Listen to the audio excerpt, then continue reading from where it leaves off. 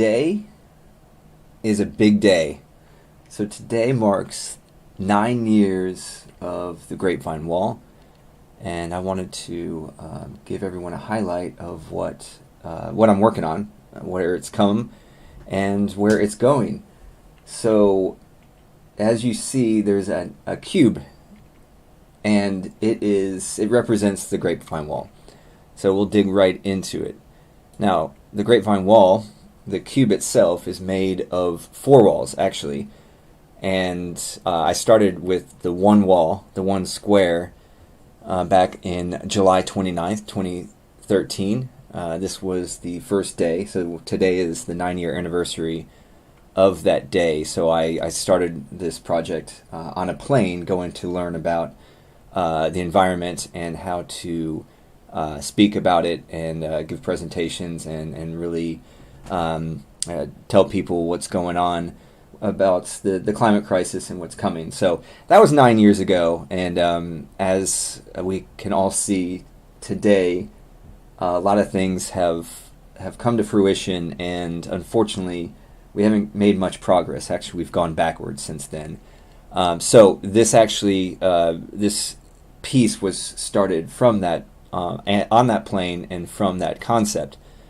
And the first 4 chapters take us through June 1st of 2027. So right now we're in that 3rd chapter. So this is the first 5,055 days. The first 4 chapters we'll talk about. The final exam, which is chapter 5, which there's a 5A and 5B. That is, the 5A and B are the 2 scenarios of where we are going to head to after 2027. So it takes us from the June 1st, 2027 to January 1st, 2030. That is our final exam. That's the last 945 days of the art project. So right now we are in chapter 3. So chapter 1 took us through 2017, then 2017, and then the awakening took us to 2020, and then where we are now, the revolution, is to chapter 3, which is the revolution. Now, these were all the actual chapters were named, and the timeline was made over, I think, about 7 years ago. So about 2 years into it. So had no idea that it was exactly 6,000 days from the day I started to the day it finishes on January 1st, 2030. So it's pretty crazy. And each one each chapter is created during during that time. So it's affected by what's going on. In fact, each of the chapters have 80 pieces in it. So each of the wall chapters, and each chapter each piece is created during a specific time. So it's affected by the current events. And I create 2 at the same time. They're away from each other. So with that, the size of these are 4 feet by 5 feet, and this shows the actual size of them. They all connect, but they are all separate pieces, and they all mean something different. They all tell a different piece of the story. As I said, they are created and influenced by the current events that are happening while I created that month. And with that said, at 4 by 5 is my canvas size linked together. That's 40 feet by 40 feet. That's 1,600 square feet. And with that, if you put the 1,600 square feet and you multiply that by the 6 pieces, put them together, that's 9,600 square feet. Right now, the current world record is 6,781 square feet. So I'm definitely going for world record status here, and I'll be it'll be over 2,000 square feet. Beating the world record. The last world record of which is the largest illustration done by a single individual, I think it was 6,500 something. So this last record that was broken in 2021 uh, it increased the square footage by 200 square feet. And both of these, by the way, not to put the drawings down, but they're in black and white and just a bunch of, I mean, they're lines and they're pretty pieces of art, but they are black and white, drawn on this land, this whether it's I think one was an ice skating rink or something like that. So this will actually be 2,000 square feet bigger than those. But what's cool is it's all on a footprint of the 1,600 square feet. So it's taking up space, but it's actually taking up a volume rather than spreading out. And it can be folded and put on a place in the physical world that only covers the 1,600 square feet on the land. So it's actually something that can be put somewhere relatively easy. And on top of that, the cool thing is, it actually, if you stack the sides up, they will all work together in in columns. So the columns all connect, and each column would be 16 stories high, and obviously the 40 feet wide. But just another cool little thing that has come out of this, and these columns would actually continue from the top and then restart from the bottom. So these will also be continuous artworks, which is kind of cool. So that is the physical cube is the world record breaking, the largest drawing by an individual. I'm also actually seeking a few more right now. I know I can seek the largest infinity art canvas, and actually the most line strokes in a single work of art. So I'm able to collect the information of how many strokes on each piece, because I use Procreate, and it actually measures or it calculates all my strokes that I'm drawing on the piece. So that's pretty cool. So that's the 9,600 square foot world record breaking cube that will be completed in 2030, and I think by chapter 4 I'll surpass at the end of chapter 4 I'll surpass the world record, and that will be in 2024. So excited about that. But one thing I'm really excited about is during this process, I've sold a lot of artworks and to collectors who want to collect all the pieces and that kind of thing. So I'm all about the physical, but if we're going to do anything with the climate crisis and where we are economically and socially, we've got to refigure the way we buy and sell things. And I really, though I'm not this weird metaverse proponent, but I'm telling you, digital assets I think will really help with to help us with our desire of wanting to buy things, but also not having to produce, manufacture, distribute all the stuff that's really it takes a lot of energy to do. So I think digital assets are going to be the key, and the metaverse and all that kind of stuff. But this is when I thought that I've been wanting to do NFTs and all that. So you can call them NFTs, but actually they're digital assets, and it's a way to collect the artworks. Now, I do sell physical art packs, decks of cards, each chapter. You can put them together. They're actually augmented reality, really fun stuff. But in order to reach this next level of not only global acceptance and collecting these pieces, but also getting us to the point of not having to buy physical goods, this is the direction I want to go. Now, I was thinking I was going to completely take away the physical cards, the card decks, but what I'm going to do is I might keep them around. You can only buy them as produced. So when you buy them, they are produced and then they're shipped. They're not created with, I don't print thousands of them, put them in a warehouse, and then sell them and get them to you at your door the first day, or within a day, 24 hours, whatever.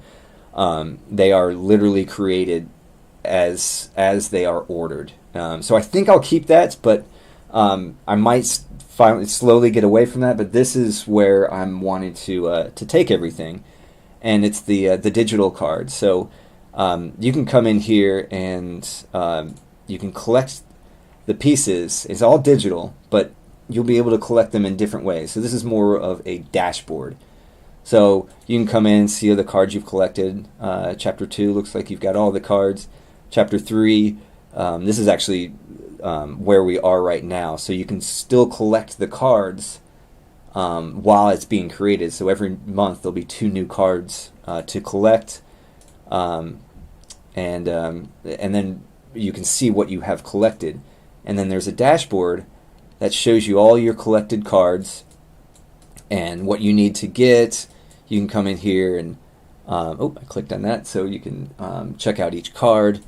You can actually dig more deeper and find the meaning behind them and what the color is. The colors mean something else too.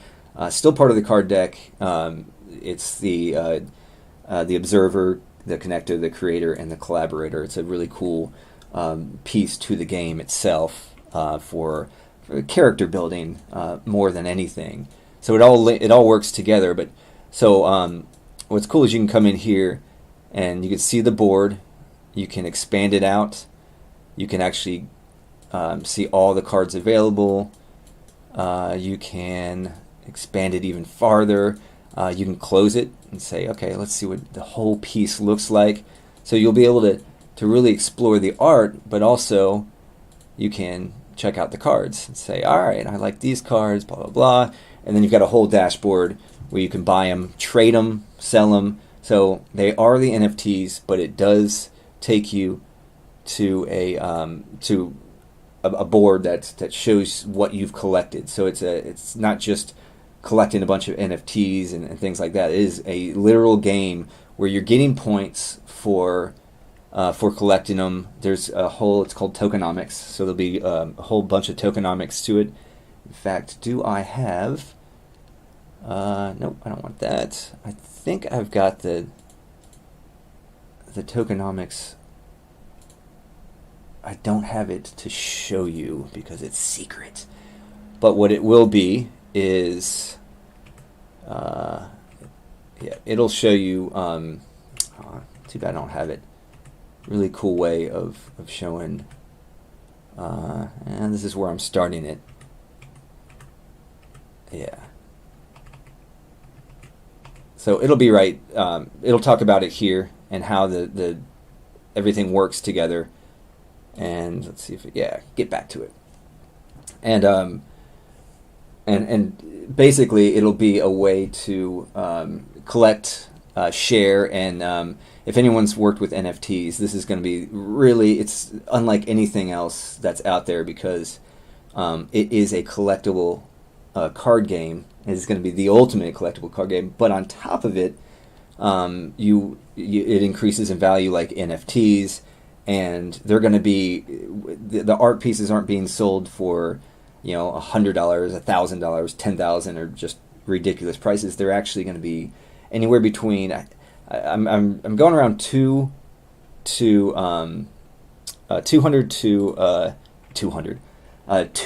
$5, and then there'll be 10,000 of the pieces themselves. So each card there'll be 10,000. There's only 10,000 chances to create the entire cube, but they're going to be spread out. So if you're able to collect all the vines, you'll be one of a few that can have that cube. So if you own the cube, is going to be big rewards. And actually, when you own the chapters, each time you complete a chapter, that's another big push to getting more tokens. In fact, not only just connecting all the pieces on each chapter and the cube, but as you're connecting them, if you look right here in the spinning or the moving cube right here, you see that there's 5 that are connected right here. So the 5 on top, each card will be 5 hips, human intelligent points, which goes with the card game. But each time you connect, just like the card game, it increases exponentially the points. So there's a whole point structure. It's really cool, and there's different ways to load up on points and gain your hips tokens. So that's a lot of it in a nutshell.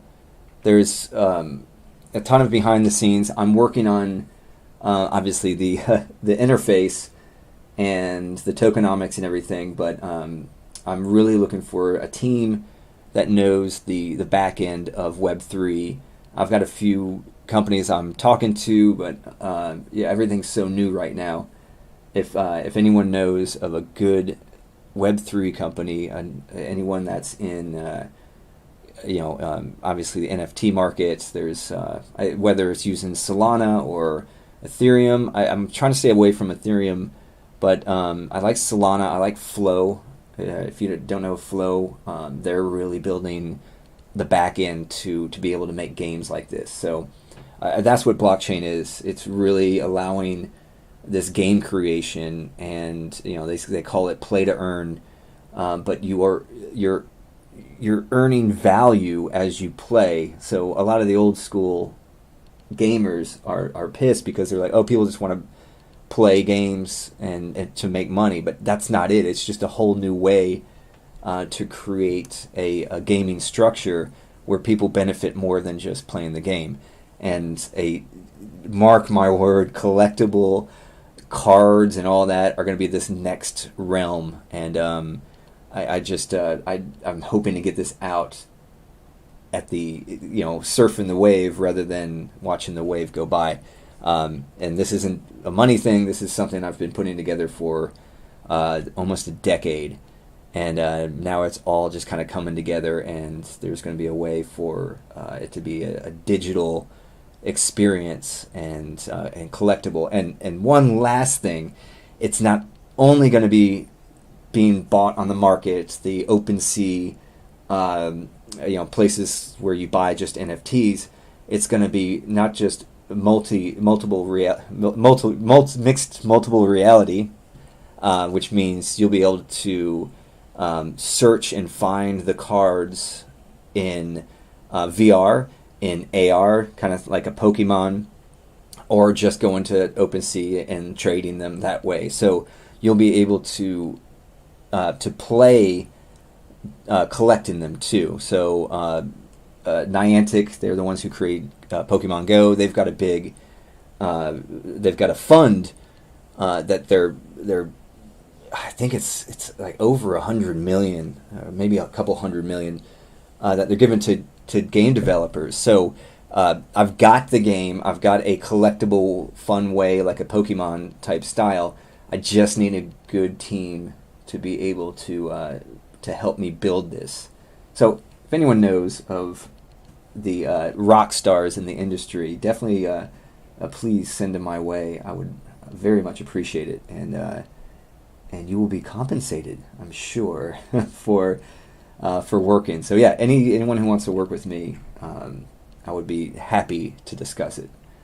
So that's it for now. This was the sneak peek, and this will be a presentation I'll be giving to potential partners and investors. So look for this to come soon, and let me know if you know any rock stars in the industry. And everyone have a great Friday, and happy 9th anniversary to the Grapevine Wall.